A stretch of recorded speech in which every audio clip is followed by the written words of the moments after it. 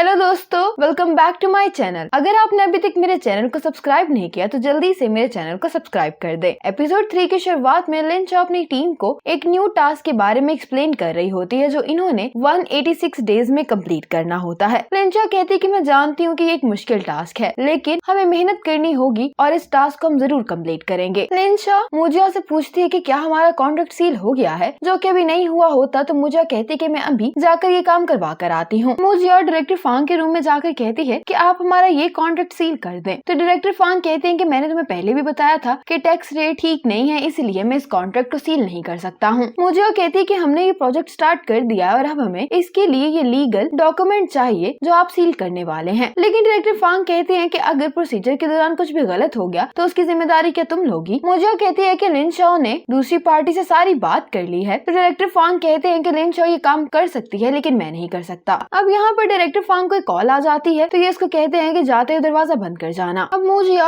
इनके ऑफिस के बाहर खड़ी होती है कि यहाँ पर लिन चो आती है और इसे कहती है कि क्या कॉन्ट्रैक्ट सील हो गया। तो मुजिया कहती है कि डायरेक्टर फांग ने इसके लिए मना कर दिया है। फिर लिन चो खुद डायरेक्टर के ऑफिस में जाती है। अब जब ये डायरेक्टर फांग से इसी बारे में बात कर रही होती है तो ये कहने लगते हैं कि मैंने सिर्फ मुजिया से ये कहा था कि मैं तुम्हारा ये काम कर देता हूँ, लेकिन तुम्हें थोड़ा सा वेट करना होगा। लेकिन इसने वेट करने की बजाय आपको ये यहाँ पर ले आई है। ये बात सुनकर तो लिन चो को भी गुस्सा आ जाता है। वो गुस्से से मुजिया से कहने लगती है कि जब तुम्हें डायरेक्टर फांग ने वेट करने को कहा था तो तुम क्या वेट नहीं कर सकती थी। डायरेक्टर फांग कहते हैं कि तुम्हें इस पर गुस्सा नहीं करना चाहिए, आजकल के यंग बच्चे इसी तरह के हैं, इनमें बिल्कुल भी सब्र नहीं है। अब साथ ही इनको फोन पर मैसेज आता है और उसके बाद ये इन डॉक्यूमेंट्स पर सील लगा देते हैं। जब ये दोनों ऑफिस से बाहर निकलती है तो मुजिया लिन चो से कहने लगती है कि डायरेक्टर फांग ने पहले तो इनकार कर दिया था, मेरी इसमें कोई भी गलती नहीं है। लिन चो कहती है कि मैं जानती हूँ कि उसने जानबूझकर ये सब कुछ किया है। मुजिया कहती है कि ऐसा क्यों। तो लिन चो कहती है क्योंकि डायरेक्टर फांग चाहते थे कि मैं खुद आकर उनसे ये बात करूं। ज़ेटियन जब अपने घर पे पहुंचता है तो इसके मॉम डैड यहाँ पर आए होते हैं। ये सोफे पर बैठता है तो साथ में एक एनवलप पड़ा होता है जिसके अंदर बहुत सारे पैसे होते हैं। ये अपने मॉम डैड से कहता है कि आप लोगों के पास इतने सारे पैसे कहाँ से आए। तो इसके मॉम डैड कहते हैं कि तुम्हारे ग्रैंडफादर ने जो तुम्हें घर दिया था ना, हमने उसको बेच दिया है। ज़ेटियन कहता है कि आप लोगों ने वो घर क्यों बेचा है। तो मॉम कहने लगती है कि अगर तुम पुराना घर बेचोगे नहीं तो नया कैसे खरीदोगे। ज़ेटियन कहता है कि मॉम मुझे इस तरह की नहीं है, उसने मुझसे कभी नहीं कहा कि मैं नया घर खरीदूं। तो मॉम कहने लगती है कि अब तुम मुझे के पास इतना टाइम भी नहीं है कि वो तुमसे मिल सके। फिर डैड ज़ेटियन को कार्ड देते हैं, कहते हैं कि इसके अंदर भी कुछ पैसे हैं। ज़ेटियन बहुत हैरान हो रहा होता है कि इसके मॉम डैड आखिर ऐसा क्यों कर रहे हैं। तो डैड कहने लगते हैं कि तुमने खुद ही तो कहा था कि तुम इंडिपेंडेंट होना चाहते हो, अब तुम मुझे बताओ कि तुम पैसों के बगैर कैसे इंडिपेंडेंट हो सकते हो। मॉम डैड इसके और मुजिया के लिए खाना प्रिपेयर कर रहे होते हैं। तो अपने मॉम डैड से कहता है कि मॉम डैड आप ये ना करें, फ्रिज में पहले ही बहुत सारा खाना पड़ा है। तो मॉम कहती है कि मुजिया के पास तो अब यहाँ पर आकर खाना खाने का टाइम नहीं है, तो तुम ये सब लेकर उसके पास चले जाना। ज़ेटियन जब मुजिया को कॉल करने के लिए जा रहा होता है तो ये रुक कर अपने मॉम डैड को थैंक्स कहता है, जिस पर डैड मुस्कुराने लगते हैं। मुजिया ज़ेटियन को कॉल करती है। ज़ेटियन इसको बताता है कि मेरे आज मॉम डैड आए थे, उन्होंने मुझे 500,000 यॉन दिए हैं ताकि हम दोनों बीजिंग में घर खरीद सके। मैं तुमसे इस बारे में डिस्कशन करना चाहता हूँ कि हम घर कहाँ पर लेंगे। मुझे उसको कहती है कि बेहतर होगा कि तुम कोई ऐसा घर ढूंढो जो हम दोनों की कंपनीज के दरमियान हो, छोटा हो तो बेहतर होगा क्योंकि जब बाद में हम और पैसे बना लेंगे तो हम बड़ा घर खरीद लेंगे। अब यहाँ पर इसका कोलीग इससे बात कर रहा होता है कि ये फोन कट कर देती है। ज़ेटियन तो यही कहता कहता रह जाता है कि क्या तुम मेरे लिए थोड़ा सा वक्त नहीं निकाल सकती। अब यहाँ पर ली गोंग को दिखाया जाता है जो कि गाड़ी से उतरकर रास्ते में कोई चीज बाय करने लग जाता है और यहाँ पर मुजिया भी आई होती है। रास्ते में इसका फोन गिर जाता है और गिरने की वजह से ये चल भी नहीं रहा होता। अब यहाँ पर ली गोंग आ रहा होता है। मुजिया इसके पास जाती है और उसे कहती है कि क्या मुझे आप अपना फोन दे सकते हैं, मेरा फोन टूट गया है। लेकिन ली गोंग इसको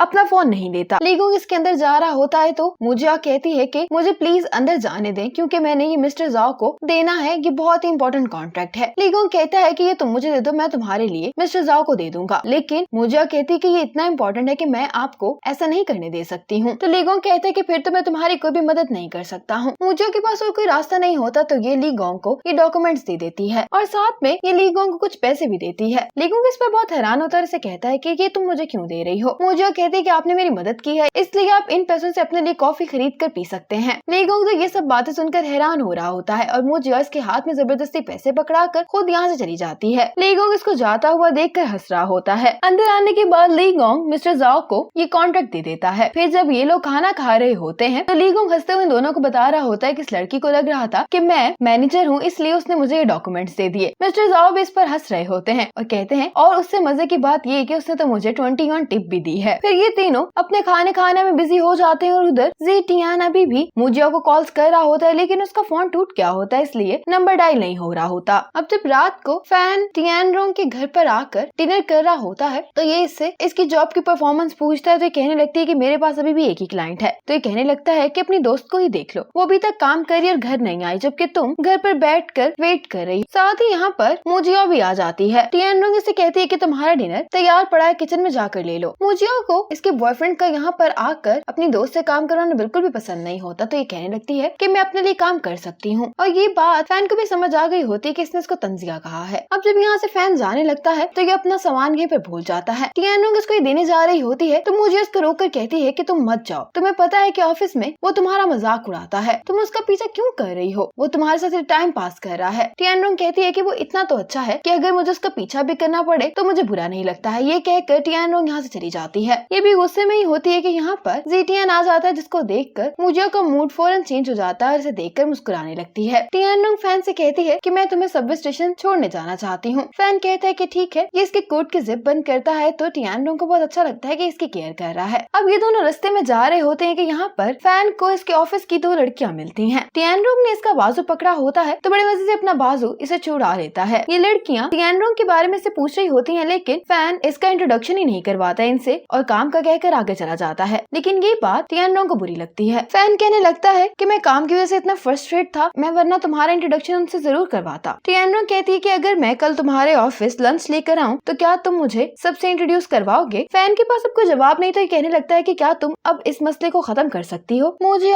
जीटीएन का लाया हुआ खाना खा रही होती है तो ये कहने लगती है कि आंट मेरा कितना ख्याल रखती हैं, लेकिन मैं बदले में उन्हें कुछ भी नहीं दे पा रही हूँ। जीटीएन कहता है कि तुम तो उनके बेटे की कॉल्स भी नहीं उठाती हो। इसे याद आता है तो जल्दी से अपना बैग लेकर आती है, उसमें से अपना फोन निकाल कर इसे देती है और कहती है कि रास्ते में मुझसे गिर गया था, क्या तुम इसे मेरे लिए फिक्स कर सकते हो। जब जीटीएन इसका फोन फिक्स कर रहा होता है तो कहने लगती है कि मैं जानती हूँ कि तुम मुझ पर गुस्सा हो, लेकिन प्लीज तुम मुझ पर गुस्सा ना करो। ये अपने बैग से तो टिकट्स निकालती और कहती है कि इस वीकेंड हम इस जगह पर डिनर करने चलेंगे, मैं वादा करती हूँ कि इस फ्राइडे मैं ज्यादा देर तक काम नहीं करूंगी। जीटीएन कहता है कि अगर इस दफा भी तुम ना आई तो मुझे कहती है कि फिर मैं तुमसे शादी कर लूंगी। जीटीएन कहता है कि ये तो कोई पनिशमेंट नहीं है। ये कहने लगता है कि अभी टियानरोंग को आने में थोड़ा टाइम है तो क्यों ना हम लोग कुछ वक्त यहाँ पर साथ में गुजारे। मुझे कहती कि हाँ उसे आने में देर हो जाएगी। ये कहना ही था कि इतने में गुस्से में टियानरोंग घर के अंदर आती है। मुझे देखकर घबरा जाती है और ये जीटीएन से कहती है कि तुम वापस घर जाओ, मैं देखती हूँ कि इसको क्या हुआ है। टियानरोंग मुझे को सब बताती है कि आज क्या हुआ है। ये कह रही होती है कि क्या फैन मुझसे प्यार नहीं करता, तो मुझे से कहती कि हाँ वो तुमसे प्यार नहीं करता है, वो तुम ही हो जो उससे प्यार करती हो। वो तुम्हें बिल्कुल सर्वेंट्स की तरह ट्रीट करता है, तुम उसके कपड़े आयरन करती हो, धोती हो, उसके लिए खाना पकाती हो, लेकिन वो बदले में तुम्हारे साथ करता क्या है, हर वक्त तुम्हारी इंसल्ट करता रहता है। टियानरोंग कहती कि ऐसा नहीं कहो, वो इतना भी बुरा नहीं है, वो तो बस चाहता है कि मैं मेहनत करूँ ताकि मेरा फ्यूचर ब्राइट हो। मुझे कहती है कि वो अपने काम तो खुद कर नहीं सकता है, सारे काम तुम उसके लिए करती है और बाद में वो तुम्हें ही बातें सुनाकर चला जाता है। टियानरोंग की बातें सुनकर गुस्सा हो जाता है, कहने लगती है कि फिर मैं क्या करूँ। मुझे कहती है कि तुम्हें उसके साथ ब्रेकअप कर लेना चाहिए। अब जब ये दोनों इसको कॉल करने के लिए बैठी होती हैं तो टियानरोंग कॉल कर ही नहीं रही होती। मुझे कहती है कि लाओ मैं तुम्हारे लिए कॉल कर देती हूँ। तो कहने लगती है कि अब बहुत देर हो गई है, अगर मैंने अभी फैन को कॉल की तो मुझे भी सारी रात नींद नहीं आएगी। ये रोने लगती है और कहती है कि मैंने आज अपना प्यार भी खो दिया और जॉब भी।